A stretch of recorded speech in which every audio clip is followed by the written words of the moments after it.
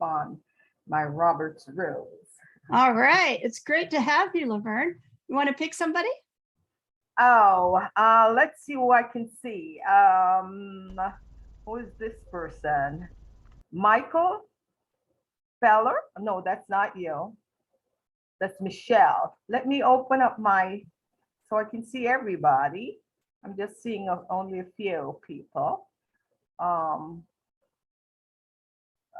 Just a minute. I'm so sorry. That's okay.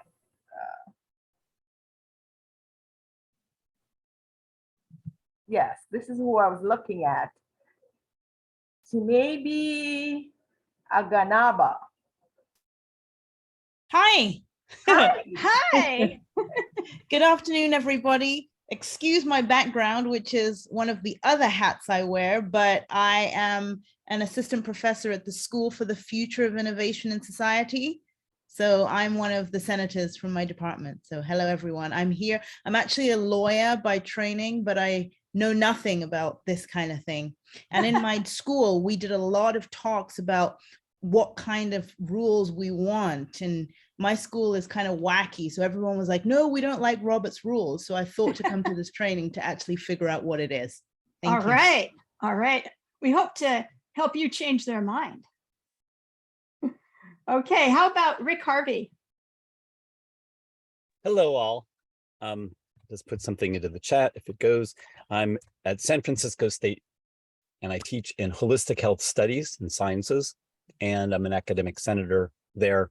And thank you for having this workshop. And I'm going to popcorn to a familiar face, also at San Francisco State, Mike Goldman. All right, Michael Goldman, go ahead. Thank you, Rick. And I've been a senator for a while at San Francisco State, but this is my first year as chair of the Academic Senate. And I really want to understand Robert's rules way better than I do. So I really appreciate this. And I'm also a professor of biology. Excellent. Thank you so much for coming. Michelle, where did Michelle? Laura Barrio. Hi, I'm Laura Barrio. I am an associate professor in English at the University of Arkansas at Little Rock. And I'm here because, among other things, I want to support our wonderful new Faculty Senate President, Joanne Matson. I've been a faculty senator for, I don't even know how many years, at least 6, if not more. And although I'm quite familiar with Robert's rules, there's some unique situations that I'm not as familiar with. And I think that's one of the reasons why our faculty senate requested some training, because people are not quite sure about who is allowed to talk and who isn't. Ooh, okay. Let's throw it to Joanne then. Hi, thank you, Laura. I am a professor of rhetoric and writing at UA Little Rock, and yes, several faculty. I've been on the Senate 1,000 years. I've been at the university 1,000 years. I'm very familiar with Robert's Rules of Order, but people have been requesting some kind of training, and so I was really happy to be invited to send this out to my colleagues, and I look forward to hearing from everybody. Thank you, Joanne. I'm glad that you came here. We can put our collective heads together for all you Robert Rules of Order people. May. Thank you. I'm May Atkins, and I'm from the University of Arkansas at Little Rock. I have been. And I'm going to hide. I'm going to hide my picture because my connection is very limited today for some reason. Okay, that's fine.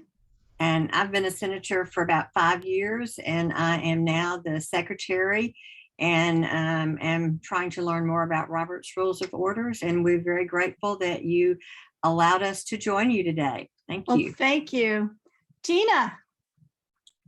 Hi, everyone. My name's Tina Sauber. I am by trade an occupational therapist. I'm also a clinical assistant professor in the College of Health Solutions for ASU in the doctoral behavioral health program. And I'm in my second year being on the ASU Senate, so I'm excited to learn more about this. I'm also involved in some of the medical schools at Mayo Clinic and involved in providing leadership and consulting work at Mayo Clinic and other universities. So I'm excited to learn more about this. Thank you for sharing the invite. You're welcome. Elcira. I know she wasn't expecting to get called on. There she is, my friend. Unmute. I get nervous. I work at the Senate office at ASU. Nice to meet everyone. Thank you for being here. Okay, Thomas Sharp. Hi, I'm a faculty member here at ASU in the School of Earth and Space Exploration. This is my second year in the Senate. I've been to what may be countless meetings with Robert's Rules, but I've never actually taken the time to go through and learn them in any detail. So I'm hoping to pick up a few tips and maybe run better meetings. We're going to do all 816 pages. Okay. All right, let's see, Manjira. Hi, this is Manjira. Hello, everybody. I'm from economics. I've been on Senate for few cycles, so I don't know if it's 6 years or what, but I really don't know much about the Roberts Rule, so I'm here. All right, it's good to have you. Pauline. Hi, so I'm Pauline Davies and I'm from the Hugh Downs School and I'm the president-elect of the Tempe Senate. And although I've attended Senate meetings for several years, I still don't really understand the procedure, and I'm always in awe of Denise in the way she manages it, because without her, I'm sure it would just fall apart. So I'd like to learn. Thank you so much for organizing it. I'm always in awe of Pauline because I just love listening to her for some reason. Your voice is. Charlotte. Oh. Hello. Apologies for joining late. That's okay. We're introducing you, or you're introducing Awesome. you. Yes, I'm brand new faculty to ASU in industrial design, and I'm here because I've definitely sat in on a few too many meetings that were run by Robert's Rules, like nodding along like I knew what was going on. So happy to actually be learning how things go. Now you'll know the secrets. David Burrell. Hey everybody, I'm David Burrell. I am from CISA and I teach history over at the Polytech campus. I'm here because I'm just a second. Let's people know what CISA is, because we have people here from San Francisco. Yeah, College of Integrated Arkansas. Sciences and Arts. It's a college here at ASU, and I'm at the Polytech campus. So I also, besides being a senator for my unit, I also have the privilege of serving as the president for this CISA College Assembly. So although I'm familiar with Robert's Rules, it's never hurts to get a little bit of a refresher. So it's true. Bethany. Okay. I'm Bethany Van Vliet. I'm with the School of Social and Family Dynamics, and I am a parliamentarian in training, if that's a title. It is a training. She's also a faculty member here in the School of Social and Family Dynamics, which she said. George Wren. Yeah, thanks. George Wren. I'm at Cal Poly Humboldt in Northern California, and I'm Senate parliamentarian, and I really grateful for the opportunity to learn new things. Oh, it's great to have you here. I don't know if I'm going to be really able to teach now. Chris Kasilka. Good afternoon, everybody. Thanks, Denise, for having this training. I teach at the Polytechnic campus in the Fulton Schools of Engineering, and I have been on our University Senate for quite some time. This year, I am serving as immediate past chair. Just one more comment about this is that parliamentarians and the Robert's Rules of Order rock. Thank you. And Chris and I go so far back. Thank you, Chris. You rock too. I like the hair. Tess. Tess. Hi. Hi. Sorry, I'm driving, but I'll be quick. My name name is Tess Neal. I'm an associate professor of psychology and forensic science at ASU. I'm on the West Campus. I have been in elected positions at national organizations that have used Robert's Rules of Order, and I kind of halfway understood how they work, but appreciated their existence and want to learn more. I'm now at a stage in my career at ASU where I'm looking for opportunities to start kind of helping with Senate and with things on my campus, and hopefully developing some rules for a new school that we're going to be building out there. So I'm very happy to be here. Excellent. Thank you so much. Hey, Bill, it looks like you posted yours. Does that mean you don't want to say anything? No, I'm happy to say hello. I haven't seen you for ages. I feel like an intruder here. I retired, as you saw, in 2011, but have been active ever since, not in organizations quite as large as the ASU University Senate. But every once in a while, Robert's Rules comes in handy. Unfortunately, it's always those times that it's the intricate ones that I don't have time to look down and flip through the book and see exactly what to do. So I was looking forward to a refresher and seeing some folks that I hadn't seen for a long time. It's really good to see you, Bill. Ruben Acuna. Ruben. Hey, folks. Hey. So I'm Ruben Acuna. I'm a lecturer at the Polytechnic campus for the software engineering program. Technically, I'm under basically the umbrella of the School of Computing and Augmented Intelligence. And I'm here because I'm actually I'm chair of the undergraduate program committee in one of the in software engineering. And so I was like, well, I really need to know these rules better. So yeah. Good. It's good to have you. Another expert, David Garcia.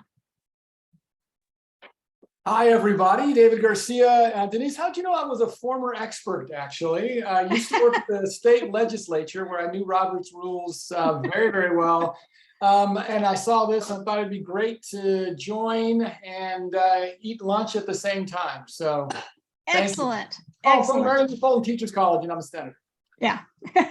Thank you. Aaron Guest. Oh, hi, everyone.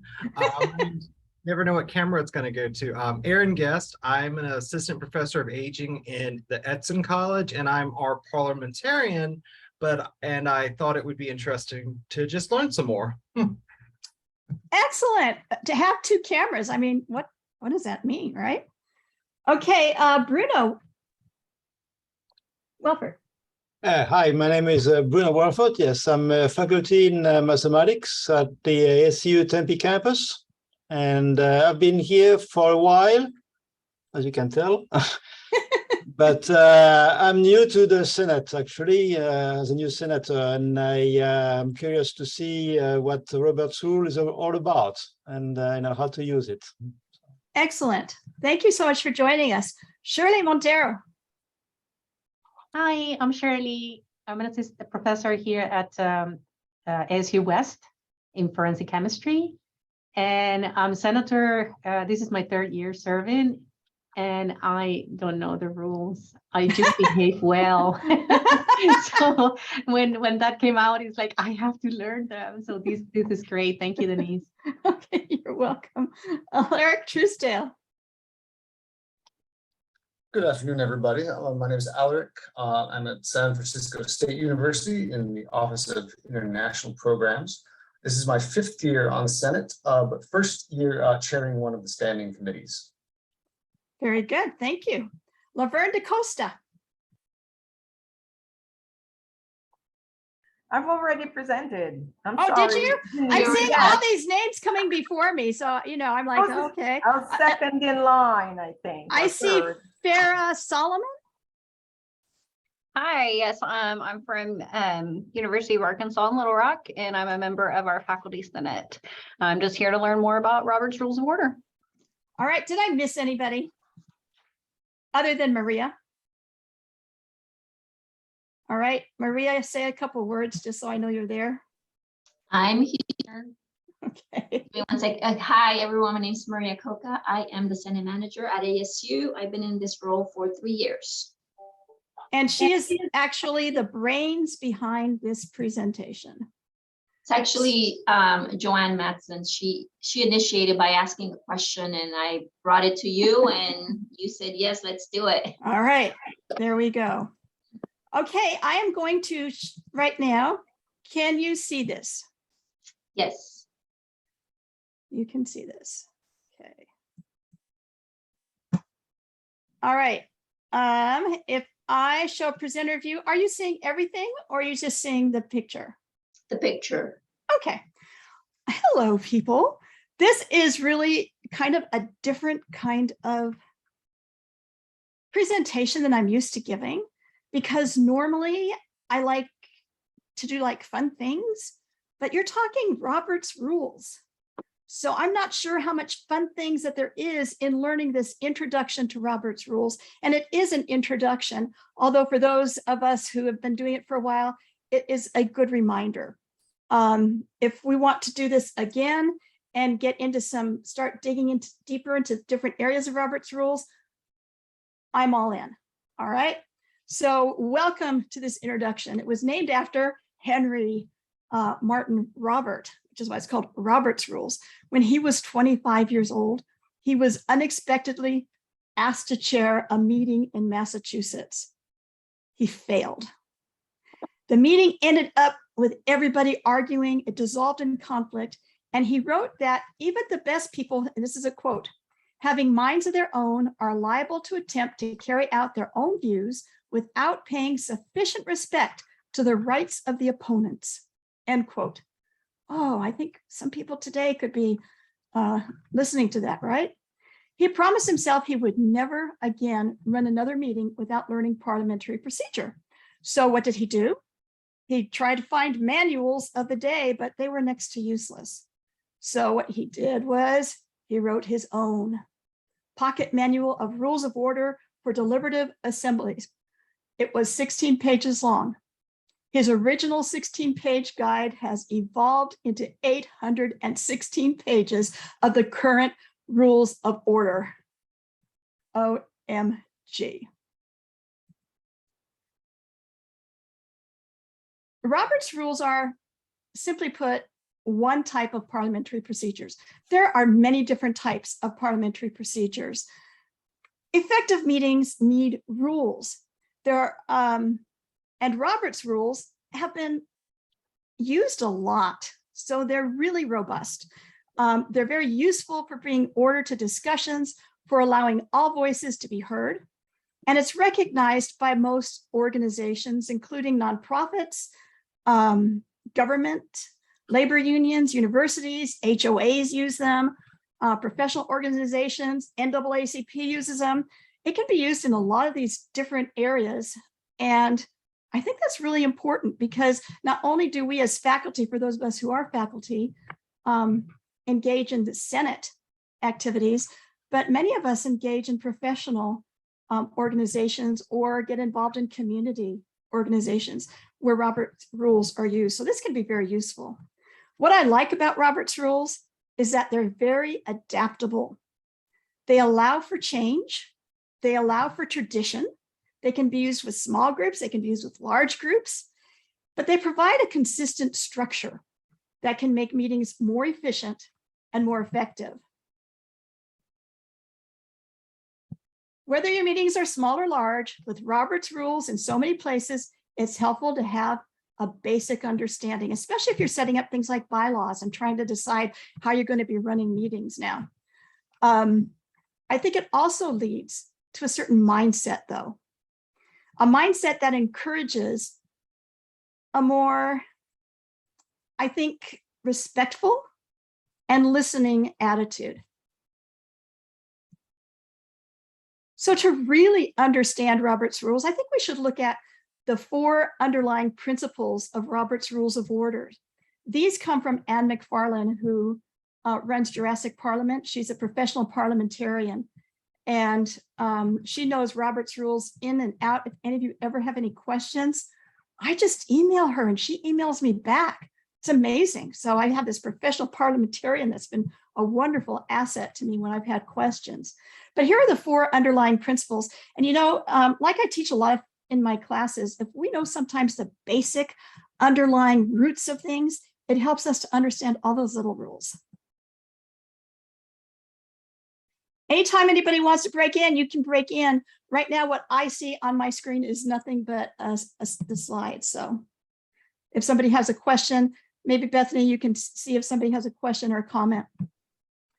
The first basic rule is that whoever is running the meeting, so all you chairs out there, all you Senate presidents out there, is a servant to the group. The group is the one with the last say. So in other words, you might be a leader, but you are a leader among peers. And it is your role to run the meeting and to help those in the meeting accomplish their tasks. You make sure that all voices are heard. If the group doesn't like something, when the chair is done, they can overturn it. So the first basic thing is the leader is a servant to the group. They're not the boss. They're not the one in power. Second, all members have equal rights, privileges, and obligations. So all members of our Senate, all members of a board, whatever, they all have equal rights, privileges, and obligations. To ensure this in deliberations, no one can speak, for example, a second time until everyone who wishes to speak has done so at least once. Every member of a board has an equal right to speak. In practice, however, boards will often discuss things in conversational mode. And in conversations, what happens? I see it when I put my students in little groups. Sometimes you have somebody who's very dominant and will dominate the conversation. And you have other people who would have been like me that would just kind of sit and smile and nod and kind of let things go. You have people who are introverted and they have important insights that should be heard too. If you adopt and apply the rule that no one may speak a second time until everyone who wishes to speak has done so, you'll see a huge difference in your meetings. What Anne McFarland says, your meetings will take on an entirely different nature.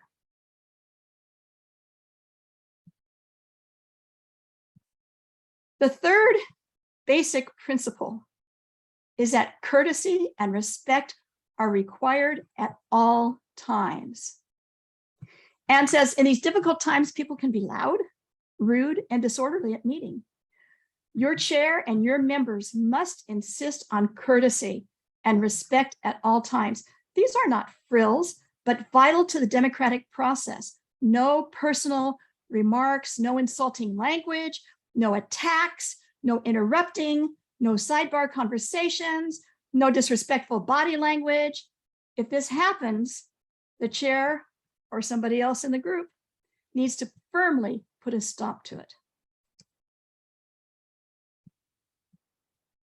And finally, the fourth basic principle. You do one thing at a time. You focus on one thing at a time. When a group is discussing a certain item, it sticks to that item. Or it makes a conscious decision to set it aside to deal with something else. You can't go from one topic to another. And I think all of you have been in meetings, as I have been, where somebody says something and then somebody says something else, and you start going off in tangents, and the original thing never even gets accomplished. So with Robert's Rules of Order, you have a very thoughtful agenda. You take time for each item, and sometimes you time each item, and then you follow that agenda carefully and sometimes flexibly. All right, so you got those basics down. It's not so scary, right? Doesn't seem like, oh, what is this, Robert's Rules?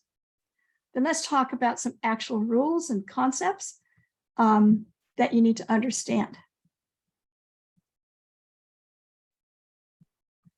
First of all, there's a concept of a quorum.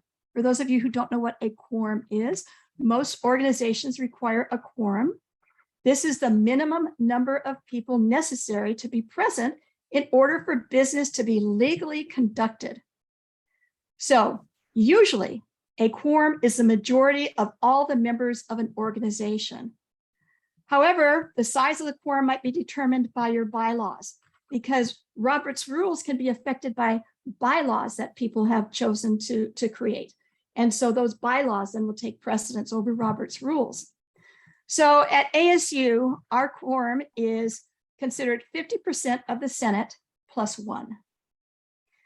If only 49% of the Senate shows up for a Senate meeting, we can't have a meeting. We can't conduct any business. Nothing can be done. And so this is the reason why people take attendance. They're not seeing who's showing up and who's not showing up. They're making sure there's a quorum. And it makes sense because you don't want to get maybe 3 people together who say, oh, let's pass this since nobody else is here. The other 6 people, we don't believe what they say anyway, so let's go ahead and pass this. It doesn't work that way. Those minority voices cannot make official decisions. You have to have the majority voices, and a quorum ensures that the majority of the group deliberates.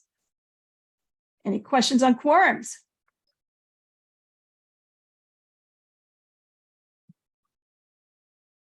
A second concept is an agenda. I don't know about you guys, but I had a question about a quorum. So some of my predecessors that had done the college assembly meetings had suggested that it was possible to simply not take a quorum if it was not requested. But my reading of Robert's rules is that as the chair of a meeting, I must take quorum. That's correct, right? that is correct. You absolutely need to. And Okay. David Garcia, are you there, David? I can't see you, so I'm assuming you're there. I am, yes. Okay.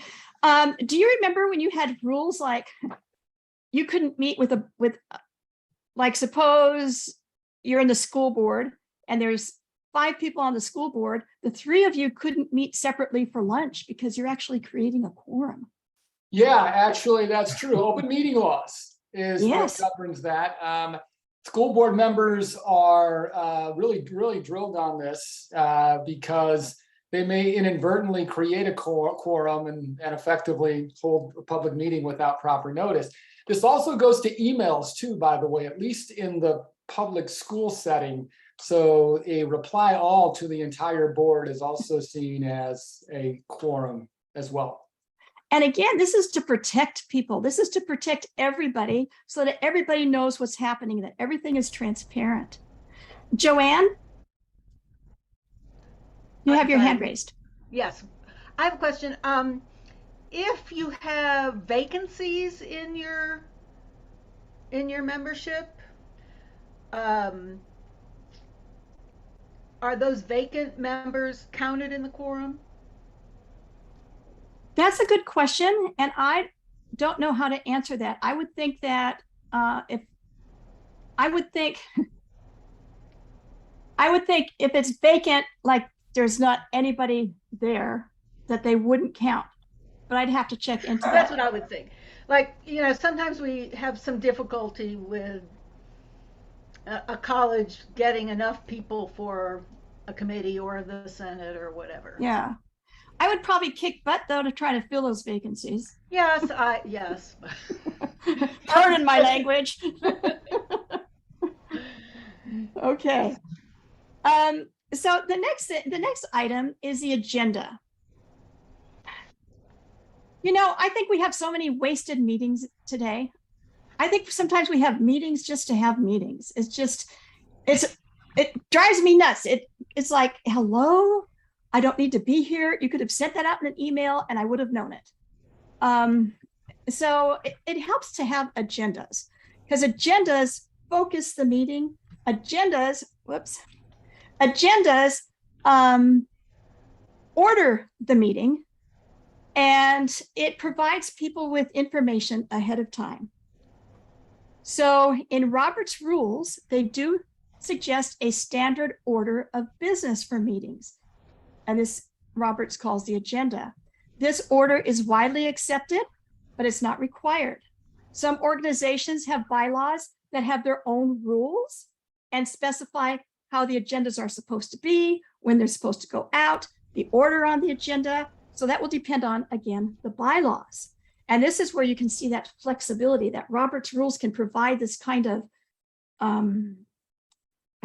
structure that can then help small groups or any group to then make things more personalized for their group.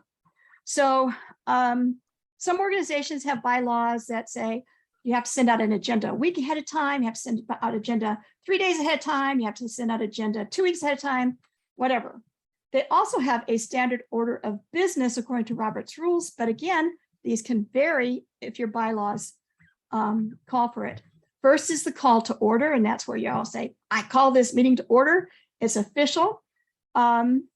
Next is reading and approval of the minutes, reports, special orders, like at ASU this past time, we had a special order related to voting. So we had to vote for people during this time. Unfinished business and general orders. Unfinished business is exactly that, unfinished business. In the old days, they called it old business, but really unfinished business isn't old business, it's just business you didn't finish. And sometimes when you have business you didn't finish, you'll say, we want you to go do this for our next meeting. And so that's a general order, so you'll report back at this time. Then you have new business, which is where all the business takes place, the true business. And finally, you have adjournment. So an agenda not only organizes the meeting, but it provides a preview of business to be covered. So when I see new business, when I see the motions that are being covered, I know exactly what I need to read and prepare for. And so any senator knows who gets the agenda will know exactly what to prepare for and not just be caught off guard when they get to the meeting, like, oh, I didn't know they were going to talk about that. Any questions related to agendas? Nada? Yeah, I've got a question. It's Pauline here. So yes, Pauline. You said that the real business is done in the new business category. But you know, when you've got unfinished business, don't you regard that as something that you've got to get into too? Unfinished business, I would put in that same category of real business. Okay. Because usually unfinished business starts as new business that then gets carried over. So absolutely. But you know, things like reports and minutes and stuff like that, that's really not the purpose of the meeting. The purpose of the meeting is usually in that new business or unfinished business category. Thanks, Pauline, for pointing that out. Can I have, there was one other question about the quorum. So that in the committees of the Senate, do you need a quorum in the committees of the Senate or not? Okay, I was chair of CAPSI for the last couple of years, and we wrote the bylaws, and in our bylaws, it says we need a quorum. We cannot be making decisions related to course proposals, program proposals, degree proposals, unless we have a representative group there. So it depends on the bylaws of those committees. And I think each one of these committees should have bylaws. If you don't have bylaws, I would still say if you are a subcommittee within an assembly, a group, that you probably should have a quorum. So if there's 6 people there, 6 people in a committee, you need at least 4 people to conduct any type of business. Does anybody want to disagree with that? Because suppose, for example, just one person shows up out of those 6 people. Would you want that one person conducting business? Probably not. And so this is where it comes down to is we want to make sure that there is adequate representation. Joanne has a question. Yes, Joanne. Could you clarify again what general orders and special orders are? Okay, general orders tend to be things like when people are given orders, instructions to do stuff that they need to bring back to the next meeting for a discussion. Okay, we're going to have a carnival. I wonder how much it's going to cost to do this before, well, you go and find out how much it costs, you bring it back. So that would be a general order. A special order, though, is something that usually has been defined within the bylaws. For us, a special order has to do with voting. And so that if we're voting for a slate of candidates, that will come under just a special order. It only happens once in a while. Once a year, we've got to vote for these committees. And so that would be a special order. Is that kind of clear? Does that help, Joanne? All right. Rick Harvey, go ahead. Hi, thanks so much. This is so informative.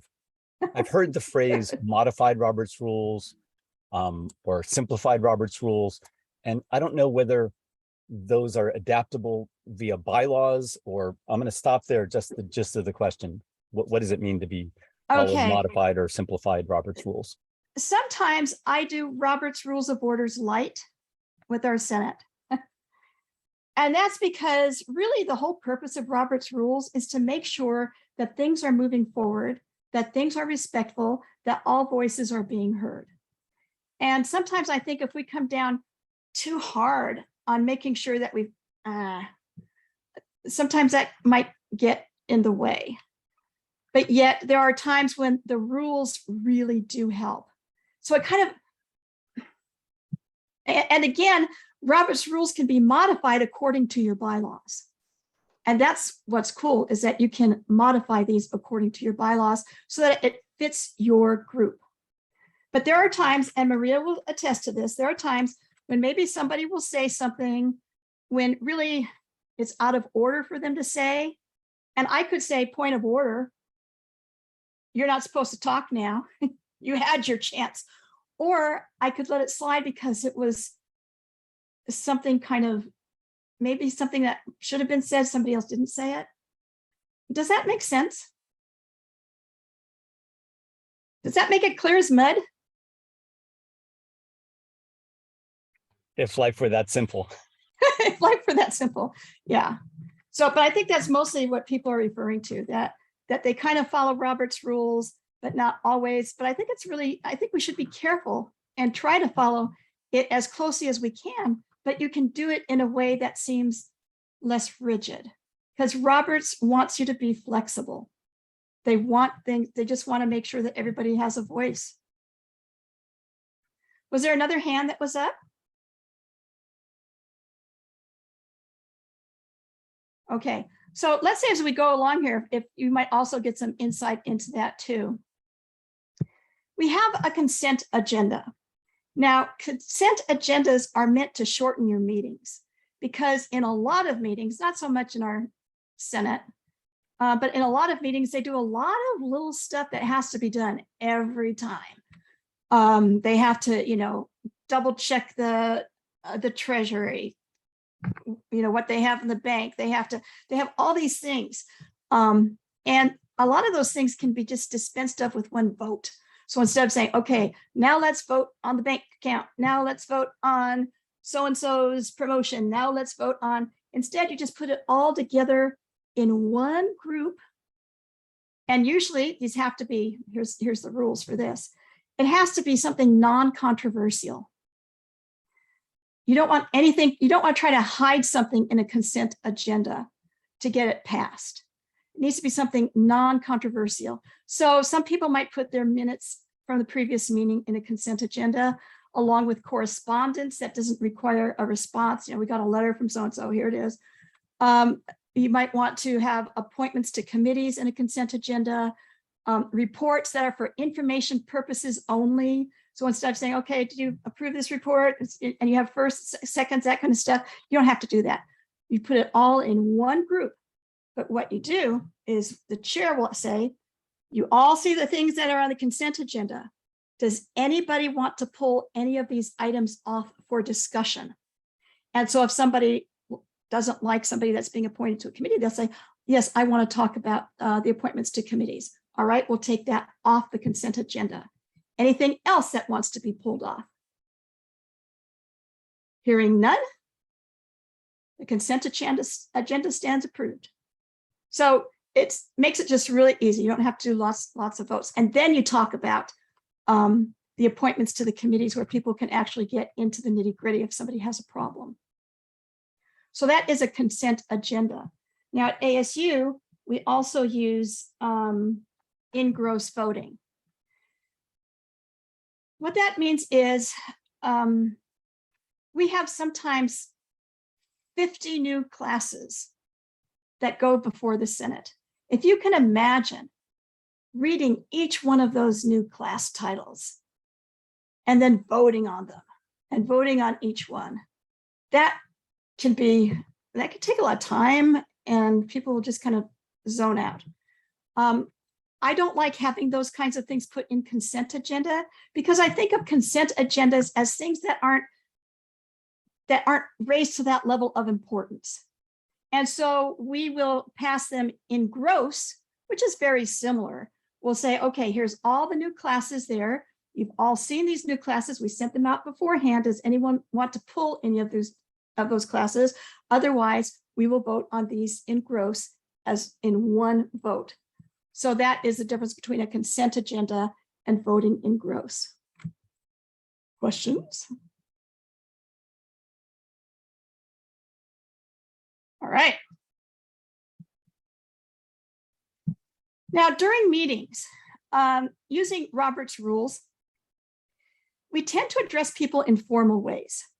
So for example, the chair might be referred to as Madam Chair or Mr. President or whatever, and the members are referred to as Senator so-and-so or Committeeman so-and-so. And we'll see this even at the ASU Senate, where Penny will, our chair, our president, Dolan, will say, Senator Smith has his hand raised.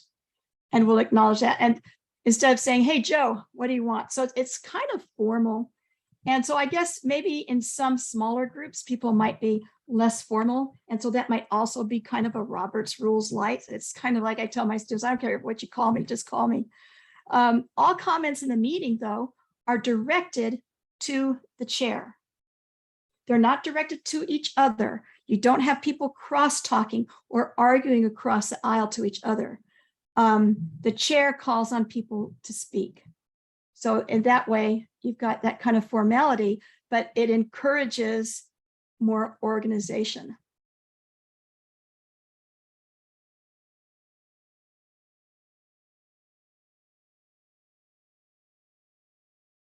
I'm reading the chat. Okay. So let's talk about probably the most important thing that when doing any introduction to Robert's Rules, and that is motions. New business is made up of motions. They're also called main motions. So when we talk about motions, understand that a motion has 3 parts. All right. The first part is where the maker of the motion says, I move, and then whatever it is that they move, whatever it is that they want.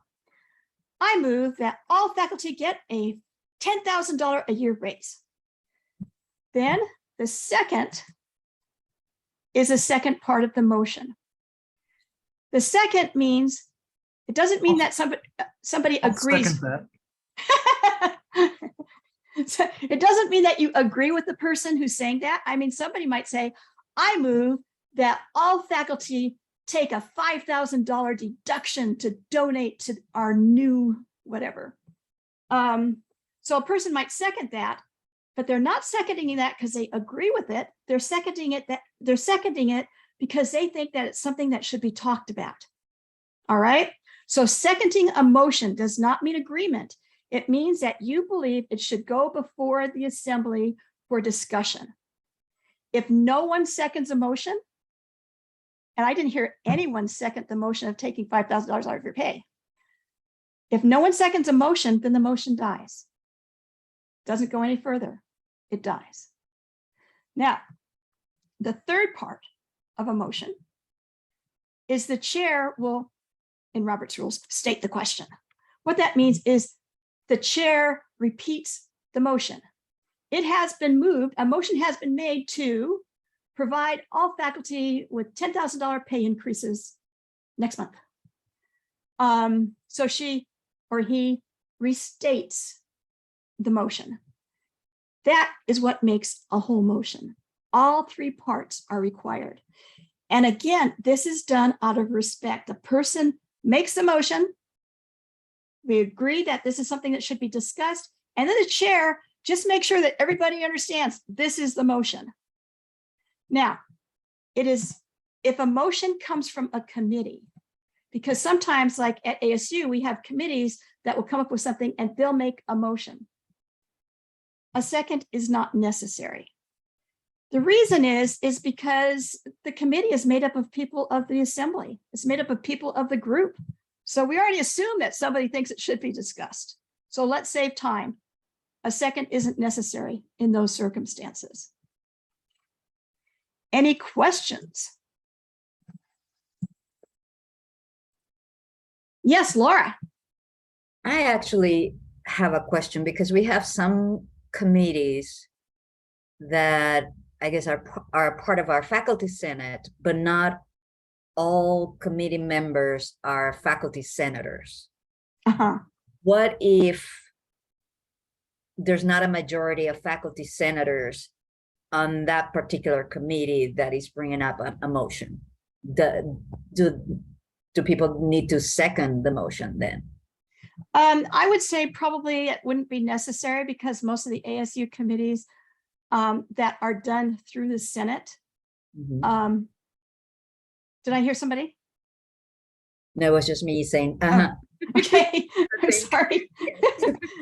that are done through the Senate. There's usually more than one ASU senator on those. If it comes from a total separate faculty committee, then it wouldn't be coming from the Senate. It would be coming from this Senate group, or not Senate group, but this other group, this faculty group that's bringing it to the Senate.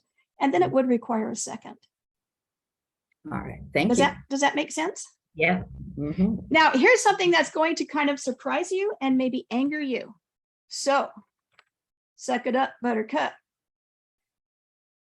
Once a motion is made, so you move, it's seconded, it's been restated, it now is on the Senate floor for discussion. That motion no longer belongs to the person who made it. It no longer belongs to the committee. It doesn't belong to the chair. It is the chair's role to simply see that the motion is handled correctly. Now the motion belongs to the group and they can change it how they want. So you might bring something in and say, oh, this is the greatest idea. And you present it to the Senate, and the Senate or the group, they make amendments and changes to that motion that make it not even the same thing as what you started with. And that is perfectly fine. That's the way Robert's Rules works. You with me? Okay, we've got somebody in the chat. Can motions be included under new business and agenda, or are they made for the first time during new business? They can be included on the agenda ahead of time. They can also sometimes come from the floor, depending on how things are going in the Senate. Usually, at least for the ASU Senate, we have motions done beforehand that are listed in the agenda, so everybody knows exactly what's going to be covered, which is really important because David Garcia will tell you that when it comes to like government, people have to know what's really going on. And so you just don't want to like have sudden surprises. So, but I'll talk about some of those other motions that can come up from the floor. We have a hand up. Okay, next one.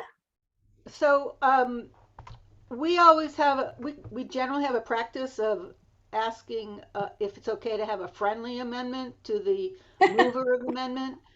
Yeah. The way you talked about it, it sort of sounds like that's not really relevant. Right. In Robert's Rules, they don't talk about friendly amendments. That's something that has kind of taken on a culture of its own that some people do. I have a friendly amendment, kind of meaning I like the amendment. I just think that we can make it a little bit better, but it's not necessarily to even say that. But so if you have such amendment, you would go through the amendment process. Yep. Okay. Yep. We kind of do it as, I think it's a way to speed things up. Well, yeah. Assuming that it's going to be non-controversial. Yeah. And that's another thing that's kind of right, assuming that we think it's non-controversial, but somebody somewhere is probably going to think, right, I don't like that, right? Yeah. So you have all these three parts, and it now belongs to the group.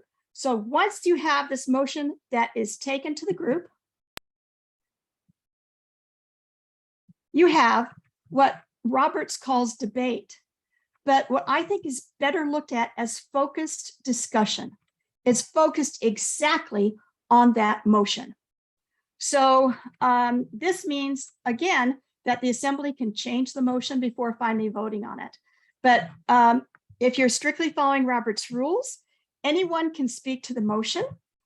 And usually it works best if the first person to speak to the motion is the person who made it, because they want to, you shouldn't be talking about, oh, we did this and we did that, and so now we want to make a motion. What you do is you make the motion, and then it's your turn to say, okay, we did this, we did that. And that is your time to then discuss why that motion is important.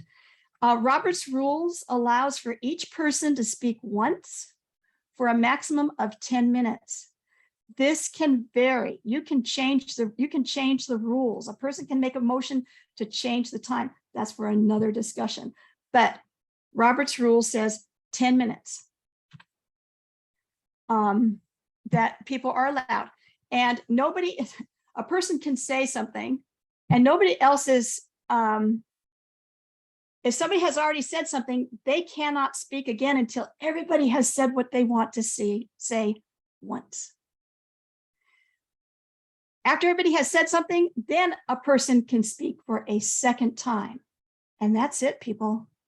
You get 2 bites at the apple. This is how we get things moved through and discussed.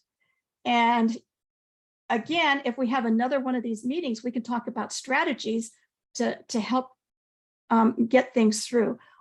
Aaron, was that Aaron? Yes, Aaron had his hand up. Yeah, go ahead, Aaron. Oh, I saw the late hour, so I'll let you continue.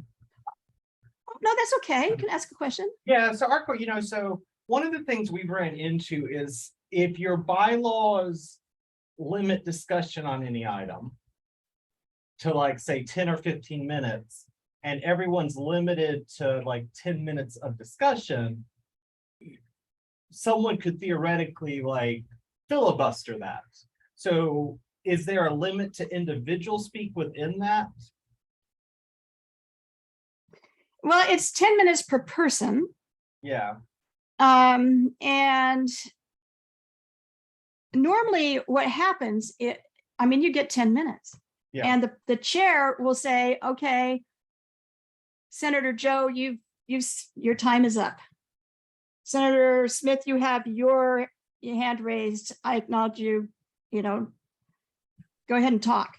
Most people don't talk 10 minutes in our meetings. We're lucky to speak for 5 minutes. But again, people can limit it if the group feels that it needs to be limited more. The problem is we need to be cautious about why we're limiting people. The other thing that I think that this does is having you only speak once, maximum 2 times, is it prevents back and forth. It prevents, Joe and Sam going at it, back and forth, back and forth. What do you think about that? Nope, sorry, you can't do that. So there's no direct, it has to be done through the chair.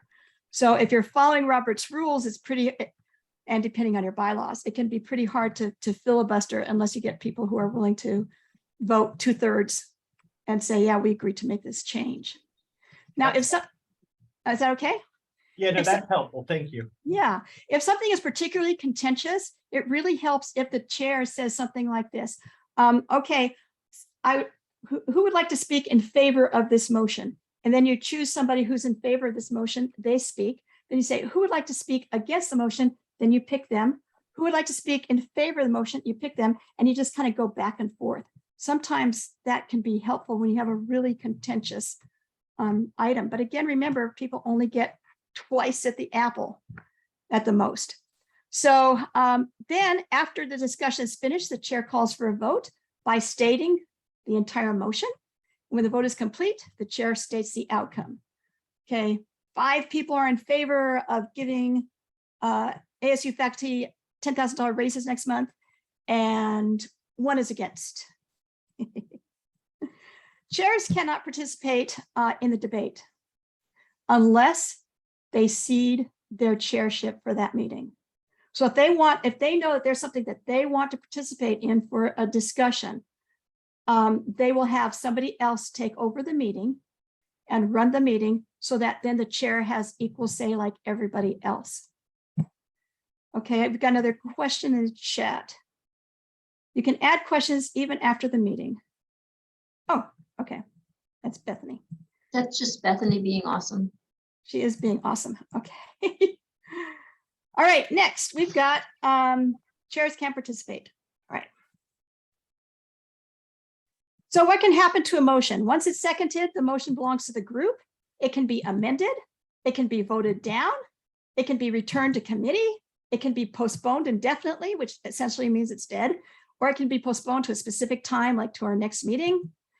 Most motions related to motions must be seconded with debate focusing only on the new motion. And let me give you a quick example of that because I see that we're getting close to our time.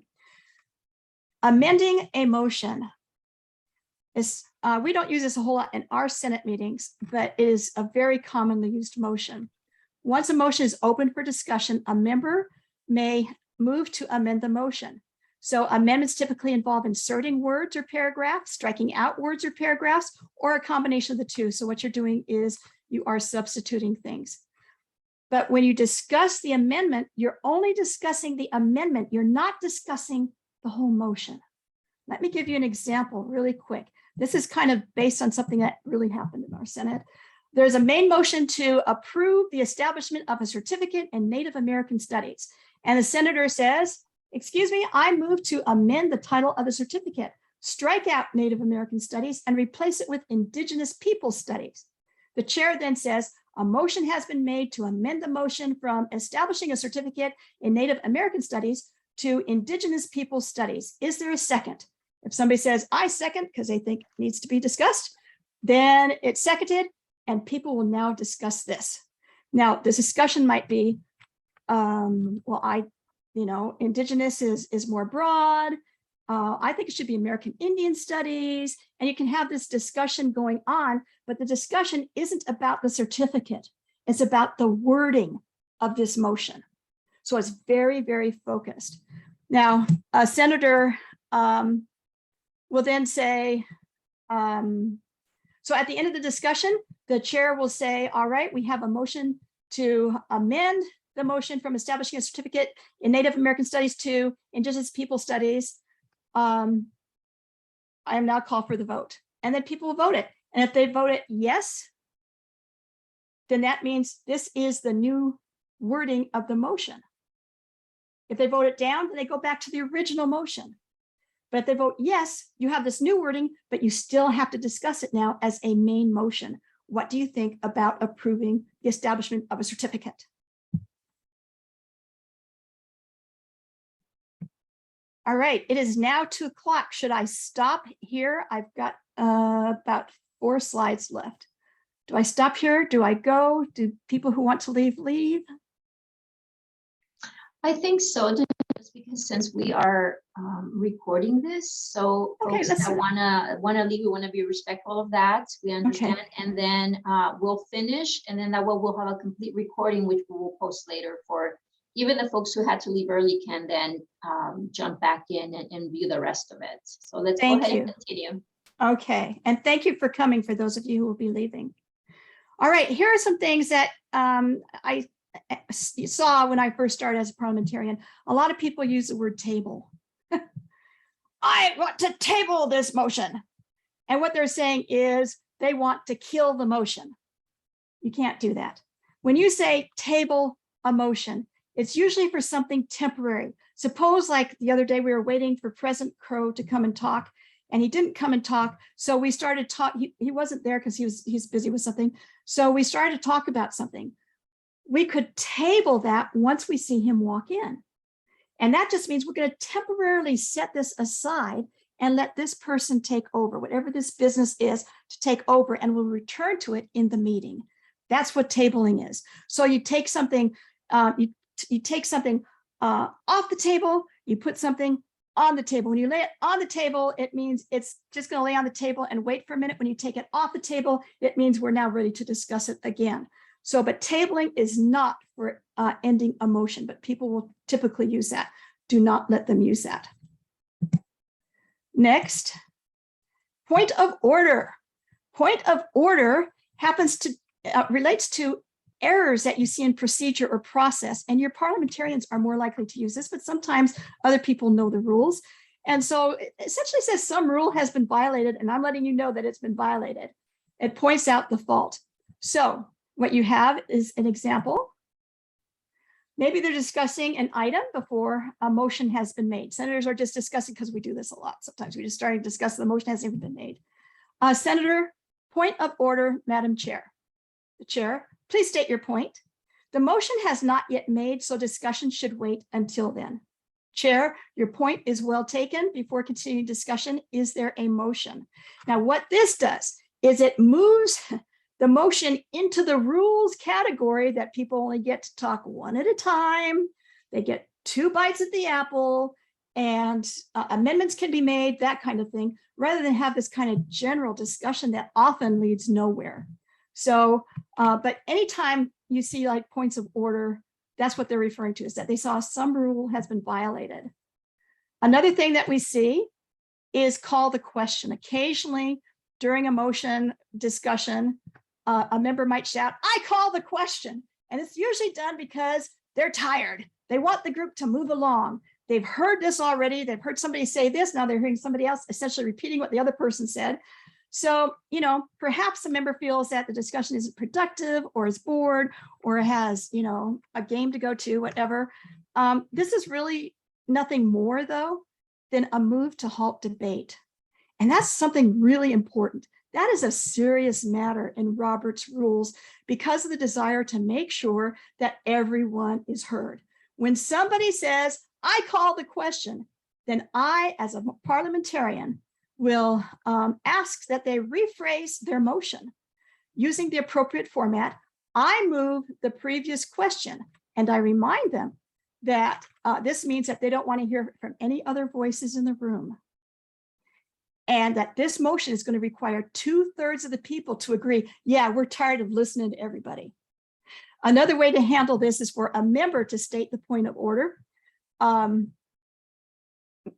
With it being that the motion was not made appropriately, a reminder that halting debate is a serious matter. So that is calling the question.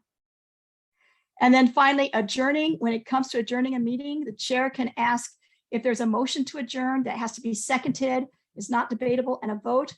Or I like this way, you adjourn by consent. Being that all business on the agenda has been completed, unless there's an objection, the meeting is adjourned. Takes it easy. There's also the third way in Robert's rules, and that is an emergency. Excuse me, the room is on fire, we're adjourned. I've discovered so many things seem like magic in life. Changing the oil of a car, repairing a hole in the wall, Mexican food is just magic. And then I learned that many things are simpler than I would believe, and we're not magic at all. I can change my oil, I can repair a hole in the wall now, I can make enchiladas. The same is the case with Robert's rules. The basics are pretty easy. Once you get those down, you'll be able to dig a bit deeper and learn ways to effectively accomplish business and run meetings in most places. All right, let's go ahead and take some of these hands because that is it. So I have a question about calling the question.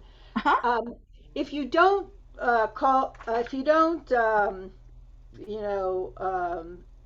say you move the previous question, I mean, is that the only way to stop debate? Oh, you can move to halt debate.